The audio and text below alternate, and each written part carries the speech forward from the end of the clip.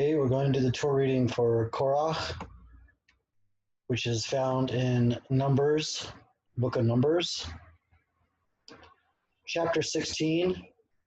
Do the first Aliyah, chapter 16, starting with verse 1. Korach, the son of Yizar, the son of Kohath, the son of Levi, took himself to one side along with Dotan and Aviram, the sons of Eliab, and On, the sons of Peleth, descendants of Reuben. Now Reuben was, in terms of where his tribe was located right next to the tribe of Korach. So the Midrashim and the commentators, they say, you know what, this is why it's important to have good neighbors. And if you have a bad neighbor, you should move from a bad neighbor. And every day in our Siddur, in the Dati world, when we're reading the morning blessings, we actually ask God to make sure that we don't have bad neighbors. And that means it also says from the people who, not just any neighbors of any group of people, including people who are Jewish. So we really do believe that your social surroundings, your immediate social circle, immediate shchuna, your neighborhood, can have an impact on you for the bad and for the good. So you want to have good neighbors. So Korach, the son of Yisar, the son of Kohath, the son of Levi, took along with Dohan, Abraham, the sons of Avram and Eliab, and On, the son of Peleth, the descendants of Reuben. Okay, that's verse 1 again. They confronted Moses together with 250 men from the children of Israel, the chieftains of the congregation, representatives of the assembly, men of repute. So this wasn't just rabble-rousers. They just weren't like anybody's, these 250 people. These were like the top people. And it wasn't just from the tribe. It wasn't just the Nasim. It was 250 people who were men of repute. So these were like people who were like looked upon as leaders. They assembled against Moses and Aaron and said to them, "You take too much upon yourselves, for the entire congregation are all holy, and the Lord is in their midst. So why do you raise yourself above the Lord's assembly?" Now, remember, just a while ago, Moses actually said the same thing. He said, I want to give prophecy to everybody. So they're just saying the same thing.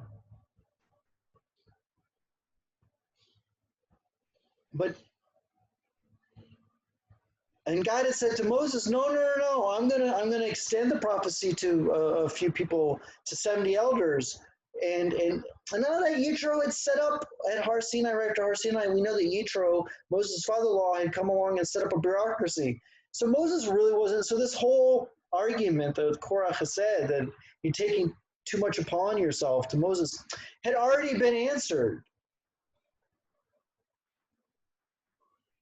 All right, okay, so they came and they said this, you're taking too much upon yourself, and that the entire congregation is holy, which is actually what Moses had said before.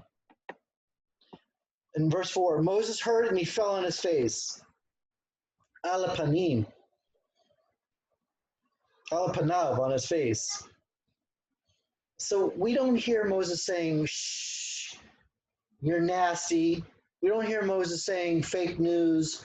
We don't hear Moses saying, I don't take intel, I only trust my gut. We don't see Moses saying, I only trust myself. I only listen to the things I want to hear. You got to treat me nicely. We don't hear him say this. We see that his instant response is to be humble, to fall on his face. He hears the criticism and he really accepts it. He spoke to Korach and all his company, saying, "In the morning the Lord will make known who is his and who is holy, who will draw them near to him, and the one he chooses he will draw near to him." So Moses didn't instantly react. First of all, he fell on his face and like just couldn't, he fell on his face in total humility. Then he said, "You know what? Let's give it a day. And whoever Hashem's with, then that's what we got to go with. Do this, Korach and his company. Take for yourself censers. Place fire into them." I guess these are some kind of buckets or some sort of pans. place fire into them and put incense upon them before the Lord tomorrow. And the man whom the Lord chooses, he is the Holy One, and you have taken too much upon yourselves, sons of Levi. Moses said to Korach, please listen, sons of Levi. Is it not enough that the God of Israel has distinguished you from the congregation of Israel to draw you near to him, to perform the service of the Mishkan of the Lord, and to stand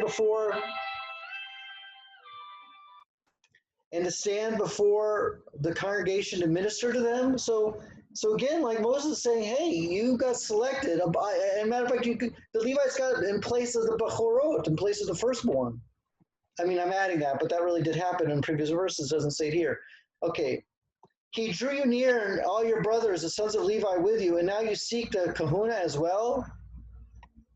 Therefore, you and the entire company who are assembled again are against the Lord. For what is Aaron that you should complain against him?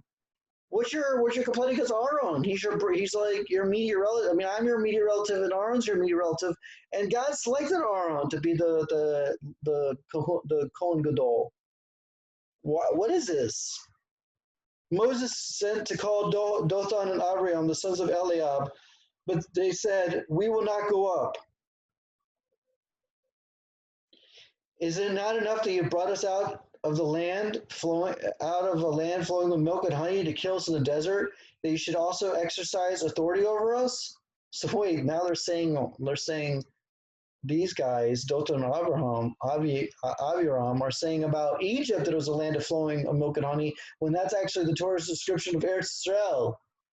So that ends the first reading of Korach.